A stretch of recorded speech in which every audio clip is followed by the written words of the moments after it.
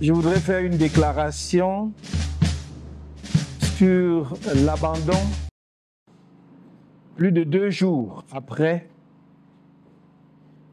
des Camerounais ensevelis suite aux éboulements survenus à la falaise de Dschang et le manque d'humanité du régime RDPC.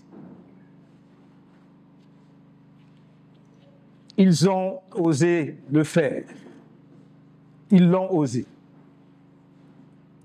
Abandonner des dizaines de compatriotes qu'ils avaient laissés piégés par les éboulements à la falaise de Sankou par Dschang, après les premiers éboulements survenus le 5 novembre 2024 à 11 h, pour aller fêter le 42e anniversaire de l'accession au pouvoir du président national de leur parti, le RDPC. On aurait pu épargner les vies humaines perdues. En effet, comme je l'ai dit dans ma première déclaration du 6 novembre sur cette catastrophe, dès la survenance des premiers éboulements à 11 h, l'urgence était de fermer l'accès à la falaise en 3 points. Au niveau de Mélon, pour les véhicules arrivant de Douala ou de Bafan, à Sanchou, pour les véhicules de cette ville allant vers Dschang ou vers Mélon, à l'entrée de la falaise et en sortant de la ville de Dschang. Mais dans leur incompétence et leur légèreté chronique, les différents responsables ont fait le contraire de ce qu'il y avait à faire pour sauver les vies humaines. Aux dernières nouvelles, il y a encore des véhicules et des personnes au niveau de la falaise. On peut survenir de nouveaux éboulements au moment où je vous parle. Le gouvernement doit, toutes affaires cessantes, faire évacuer toute la zone concernée de la falaise. Ne doivent s'y trouver que des professionnels équipés de matériel d'intervention adéquat qui protègent leur propre vie et celle des personnes encore ensevelies, si tant est qu'elles soient encore vivantes. Mais est-ce possible après 48 heures ou 60 ou même 72 heures? Où est le président de la République, chef de l'État, chef des armées, M. Paul Biya? Si depuis son retour au pays, il a pu recevoir, d'après ce qu'on nous a fait croire, un diplomate étranger en fin de séjour, pourquoi n'a-t-il pas dit un mot, fait un communiqué plusieurs jours après le drame, alors que des dizaines de ses compatriotes restent ensevelis et abandonnés à une issue fatale?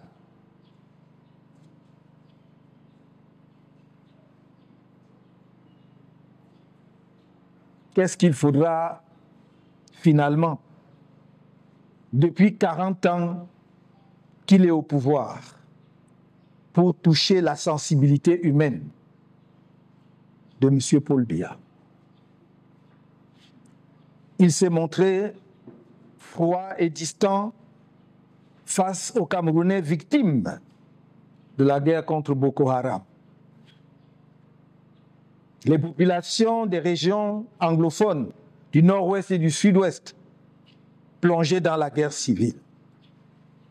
Diverses catastrophes naturelles, dont les victimes récentes de l'éboulement du mont Bankolo d'octobre 2023. qui a tué au moins 30 personnes. De l'accident de la circulation survenu le 9 octobre 2024 à Kombé, sur la route Yaoundé-Saint-Méléma. Et les inondations de la région de l'extrême nord.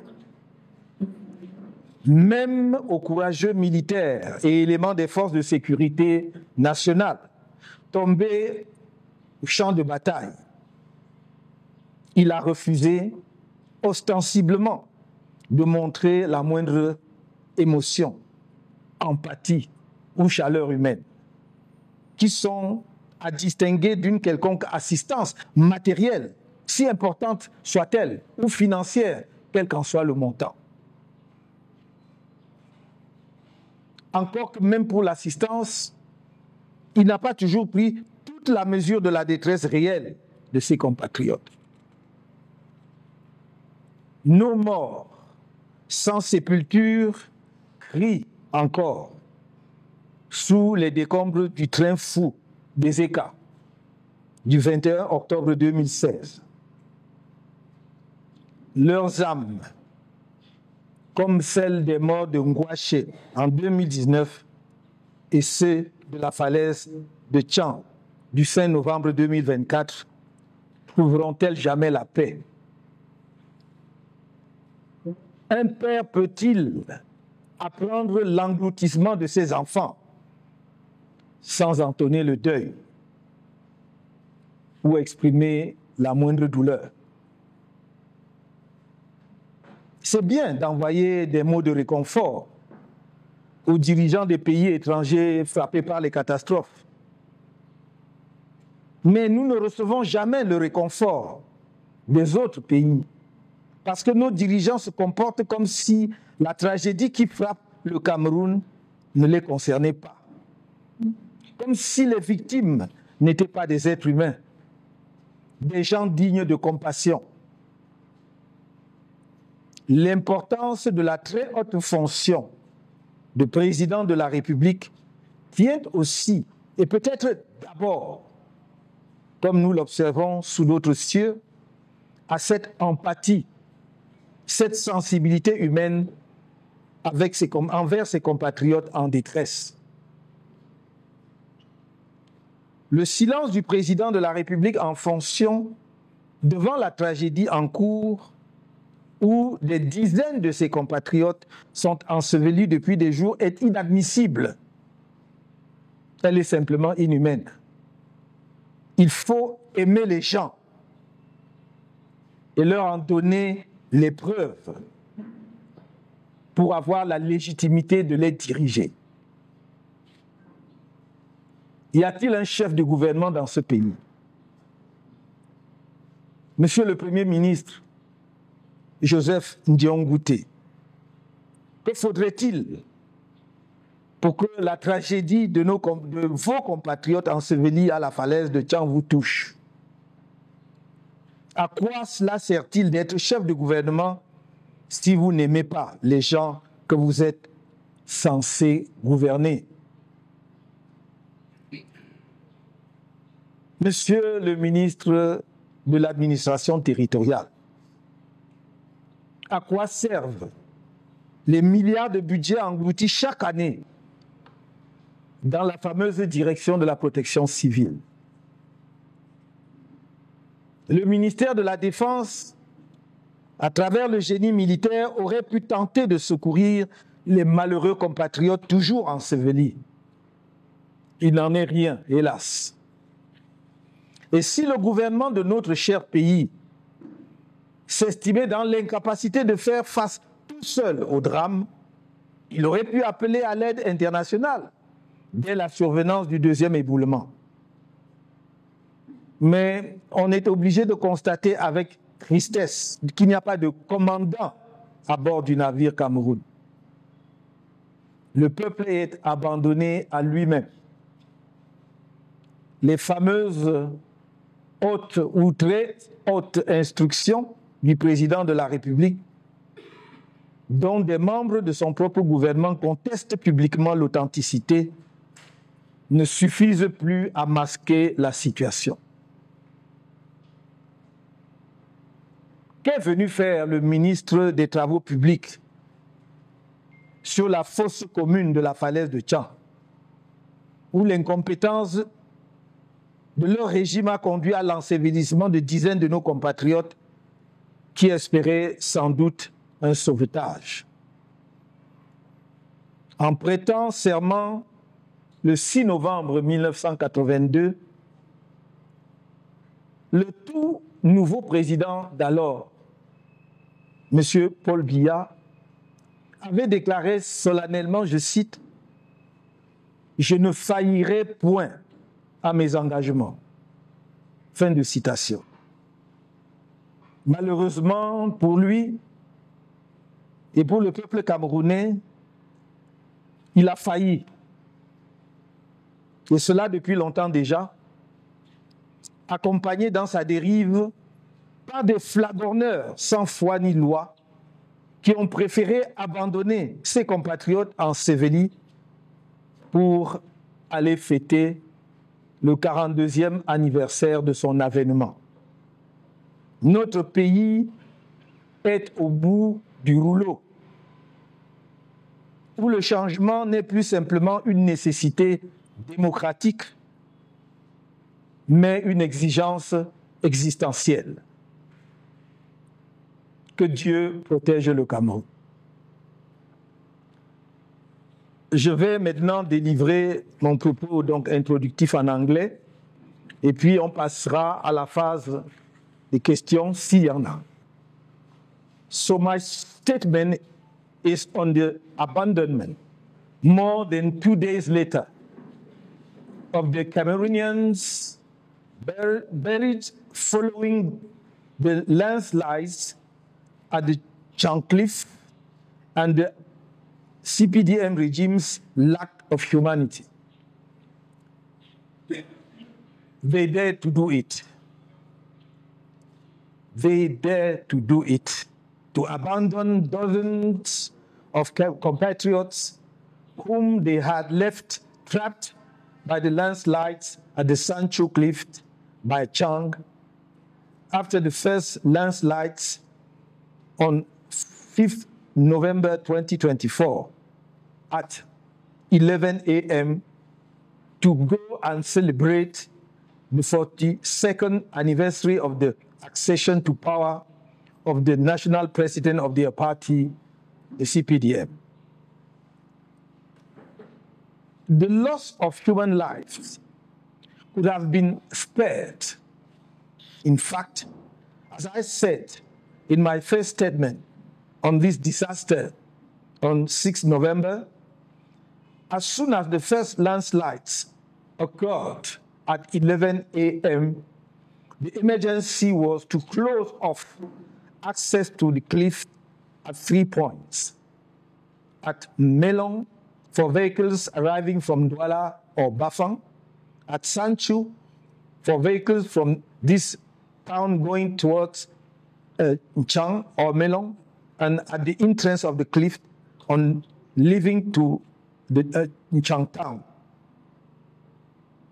But in their chronic incompetence and thoroughness, the various people in charge did the opposite of what needed to be done to save human lives.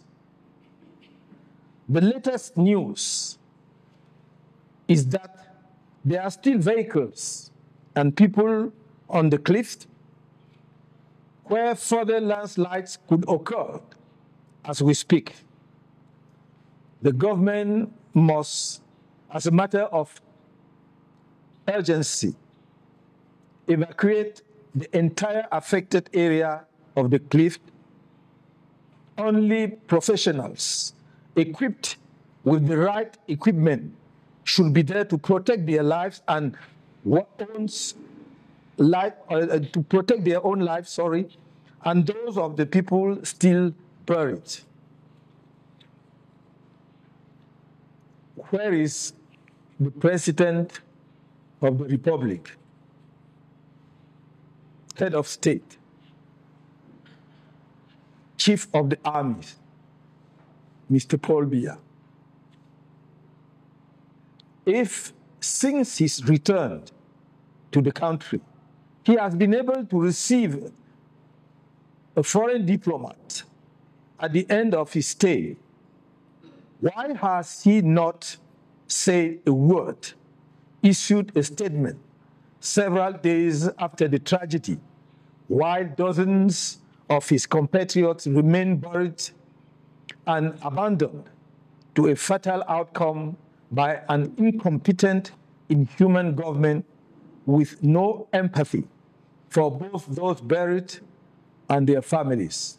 What will it take, after 40 years in power, to touch the human sensibilities of Mr. Paul Biya?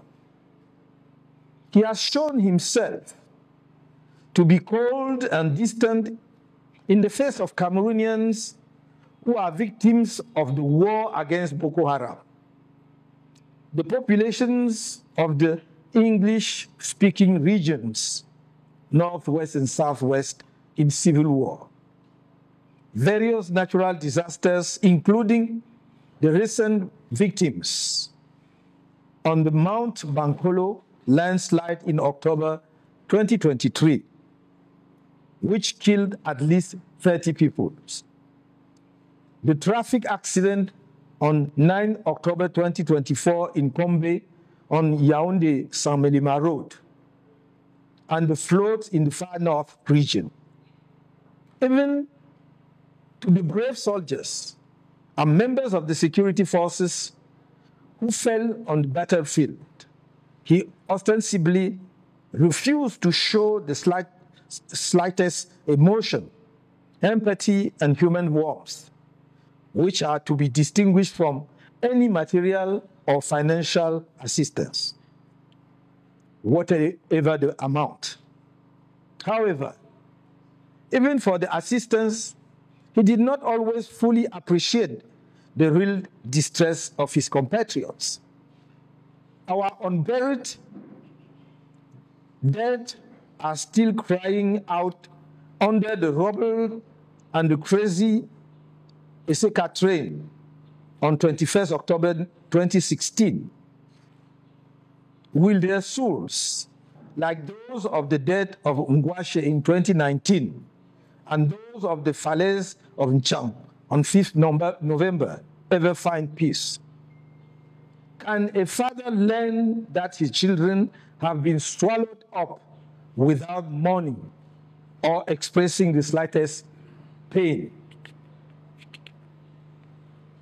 It is all very well to send words of comfort to the leaders of countries hit by disasters, but we never received the comfort of other countries because our leaders behave as if the tragedy that has struck Cameroon did not concern them, as if the victims are not human beings, people worthy of compassion.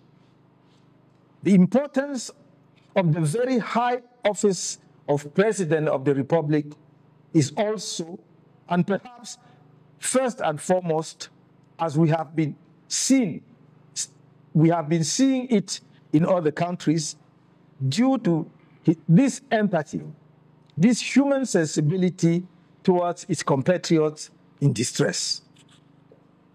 The silence of the President of the Republic in the face of the ongoing tragedy, where dozens of his compatriots have been buried for days, is unacceptable. It is simply inhuman. You have to love people and give them proof of it to have the legitimacy to lead them. Is there a head of government in this country?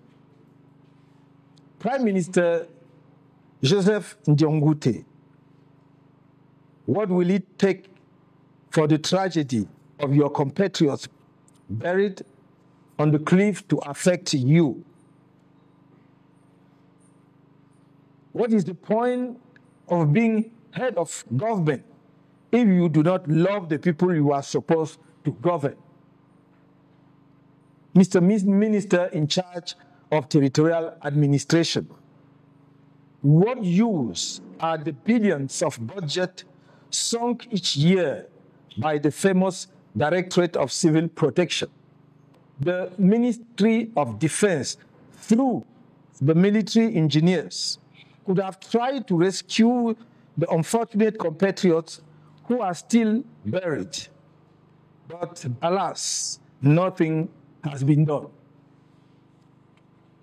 And if the government of our beloved country felt unable to deal with the tragedy on its own, it could have appealed for international help as soon as the second landslide occurred. But we are obliged to note that with sadness that there is no captain on board the ship Cameroon. The people have been left to fend for themselves. The famous high instructions from the President of the Republic, whose authenticity is publicly contested by members of his own government, are no longer enough to mask the situation.